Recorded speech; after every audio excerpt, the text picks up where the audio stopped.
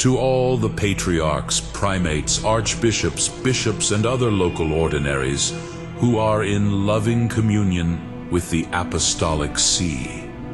Venerable brothers, we give you our greetings and apostolic blessing. When we were defeated by our enemies in accordance with the mysterious design of God, we observed the severely bitter fortunes of our city and the downfall of the civil rule of the Apostolic See in the face of military invasion. Then we sent you our letter of the 1st of November, 1869 to tell you, and the whole Catholic world through you, the state of our affairs and those of this city. We also told you of our subjection to the excesses of impious and unbridled license. We testified before God and man that we desired the rights of the Apostolic See to be safe and unprejudiced, as the nature of our supreme office demanded. We summoned you and all our beloved children, the faithful entrusted to your care, to appease the divine majesty with fervent prayers. Since that time, the ills and disasters of this city and ourselves, foreshadowed by those first unhappy experiences, have really exceeded all bounds in assailing our apostolic rank and authority, the sanctity of religion and morals, and our dearest subjects. What is more, venerable brothers, since conditions worsen daily, we are compelled to repeat the words of Saint Bernard. This is the beginning of the evils, we fear worse evil. For wickedness advances on its path and promotes its designs. No longer does it take pains to conceal its worst deeds, since they cannot remain hidden. But it is eager to carry off the last spoils from the overthrow of justice, honor, and religion. Our days are filled with bitterness, particularly when we consider the dangers and deceits to which the virtue of our faithful people is subjected every day. When we recall the exceptional merits of yourselves, venerable brothers, and of the faithful embraced by your care, we are greatly pleased. For in every region of the earth, Christ's faithful have answered our exhortations with wonderful enthusiasm ever since the ill-starred day of the city's capture. Following your lead and example, they have prayed continually and fervently. They approach the throne of divine clemency with perseverance in repeated public supplication, in undertaking holy pilgrimages, in unceasingly thronging to the churches, in partaking of the sacraments, and in the other main works of Christian virtue. Benefits of prayer. This burning zeal for prayer cannot fail to produce the most abundant fruit in God's sight. Many benefits indeed have already come from this source, and these give promise of further benefits which we confidently await. For we see the faith and charity growing and spreading daily. And we observe that the distressing attacks on this see and on the Supreme Shepherd have aroused such concern in the spirits of Christ's faithful as only God could inspire. We perceive such great unity that never until now, since the first days of the Church, did the multitude of the faithful so clearly show that they are of one heart and one soul. With this show of virtue before us, we cannot be silent about our dearest children, the citizens of this fair city, whose love and piety towards us exceed all bounds. Their constancy, too, continues to be splendidly equal to the struggle, and their greatness of soul rivals that of their ancestors. Consequently, we give unending glory and thanks to God for all of you and for our beloved children, Christ's faithful. He continues to effect great deeds in you and in His church, and has ensured that although malice abounds, the grace of faith, charity, and confession abound too. What then is our hope and joy and crown of glory? Isn't it you in the presence of God? A wise son is the glory of his father. May God accordingly reward you and be mindful of the faithful service, pious compassion, consolation, and honor which you continue to give to the spouse of his Son in an evil time and in the days of her affliction. The Northern Government, Meanwhile, indeed, the Piedmont government is on the one hand bent on making the city the talk of the world. On the other hand, to deceive the Catholics and calm their anguish, it has promoted certain empty immunities and privileges, commonly called guarantees. These guarantees are compensation for stripping us of our civil rule. This they accomplished by a lengthy series of machinations and their unholy arms. We have already delivered our judgment on these immunities and provisions, and stigmatized their absurdity, cunning, and mockery in our letter of last the 2nd of March to Constantine Patrizzi, Cardinal of the Holy Roman Church, Dean of the Sacred College, and Vicar of our authority in the city.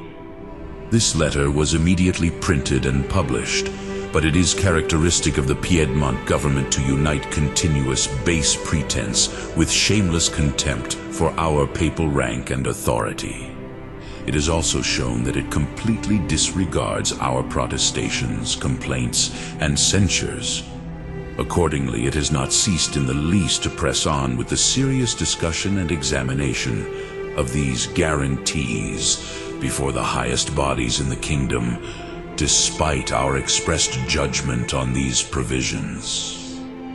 In this discussion, both the truth of our judgment on the nature of these provisions and the vain attempt of our enemies to conceal their malice and deceit have been clearly seen.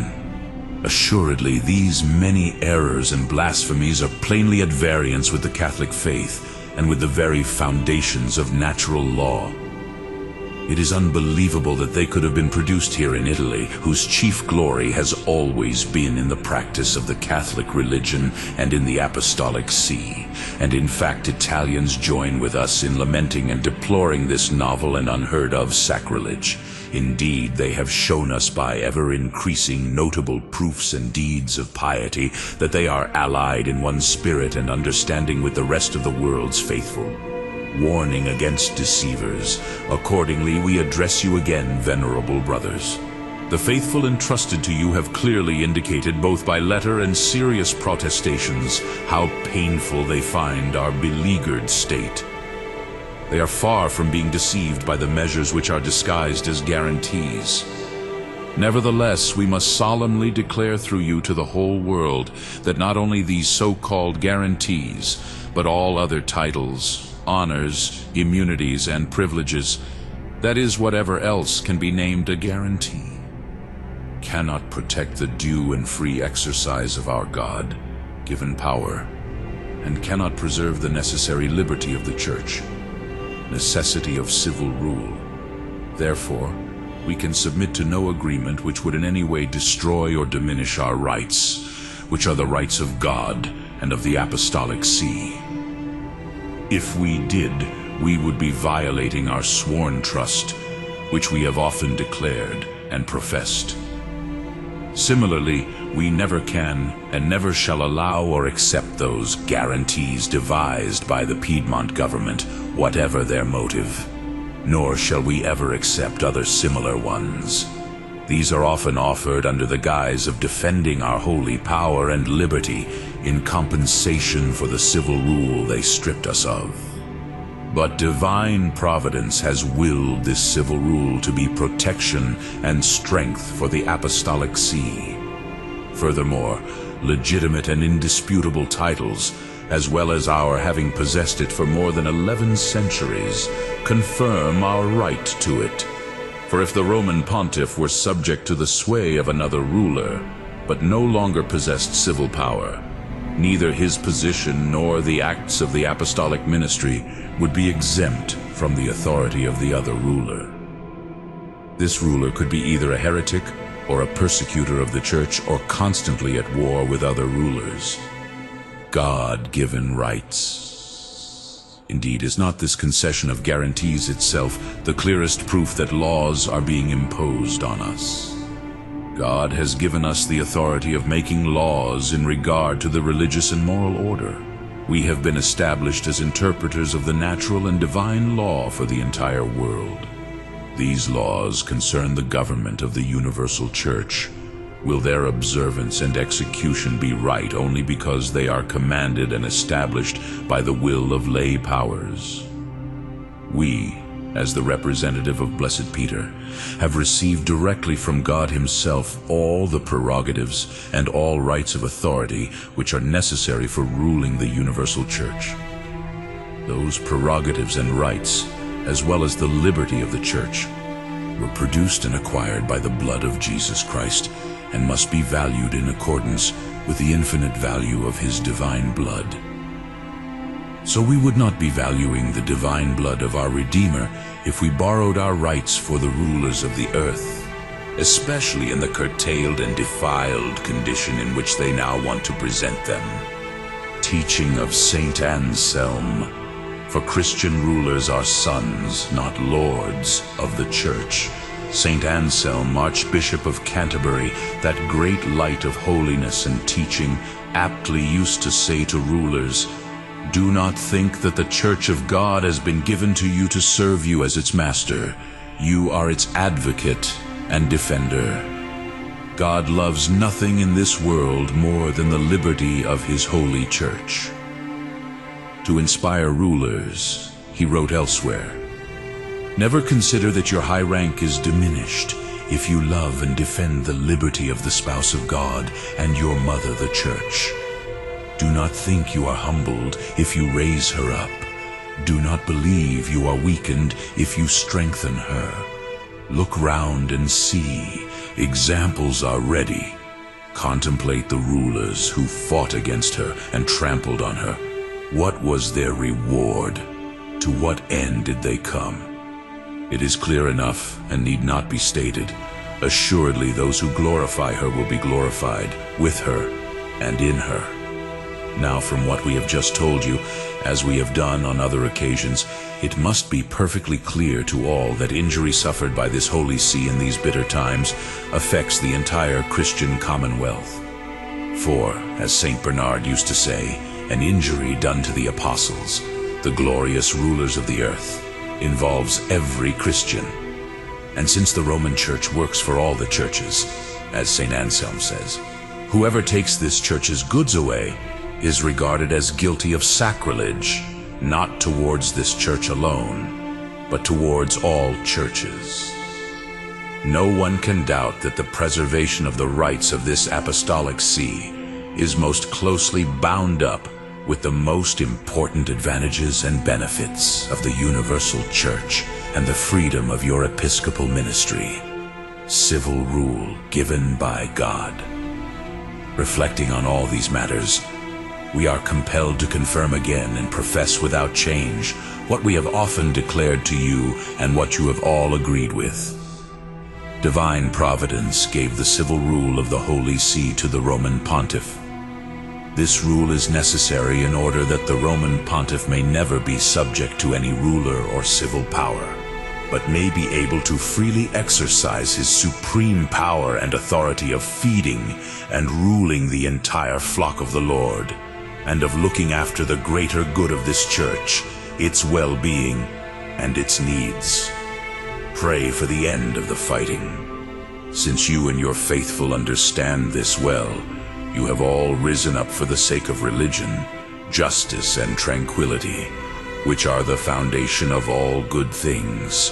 You make the Church of God glorious with the worthy show of your faith, charity, constancy, and virtue. By your faithful efforts in the Church's defense, you fashion a new and wonderful example in its history, which will be remembered by generations to come. But since the God of mercies is the source of those good things, we raise our eyes, our hearts, and our hope to him. We continually beseech him to strengthen and increase the illustrious understanding of you and of the faithful, the piety you share, your love, and your zeal. We strongly exhort you and your people likewise to cry to the Lord with us more strongly day by day, as the fighting grows more stern, that he may himself deign to hasten the days of his propitiation. Unite the rulers. The rulers of the earth do not want the usurpation which we are suffering to be established and to thrive to the ruin of all authority and order. May God unite all rulers in agreement of mind and will. By removing all discord, claiming the disturbance of rebellions, and rejecting the ruinous counsels of the sects, may these rulers join in a common effort to have the rights of the Holy See restored. Then tranquility will once again be restored to civil society. Then request the divine clemency to dispel the blindness of impious minds and convert their hearts to penitence before the great and awful day of the Lord arrives. Or to check their lawless plans and show them how foolish those men are who attempt to overthrow the rock founded by Christ and infringe its divine privileges. In these prayers may our hope be set more strongly on God. Do you think that God can turn his ear away from his dearest spouse when she cries while opposing those who straighten her? How shall he not acknowledge bone of his bones and flesh of his flesh, and even in some manner spirit of his spirit? Now indeed is the hour of wickedness and the power of darkness. But it is the final hour, and the power quickly passes away. Christ, the strength of God, and the wisdom of God is with us, and he is on our side. Have confidence, he has overcome the world. Meanwhile, let us follow with great courage and assured faith the voice of eternal truth, which says, "Fight for justice with your life, and struggle for justice even to death. Then God will conquer your enemies for you." Finally, we heartily beseech from God the richest gifts of his heavenly grace for you, venerable brothers, and for all clerics and faithful laity entrusted to your individual care. And as a pledge of our special and deep charity towards you and them, we lovingly impart to you and to these dear children our apostolic blessing, given at Rome in St. Peter's on the 15th of May, in the year of the Lord 1871, in the 25th year of our pontificate.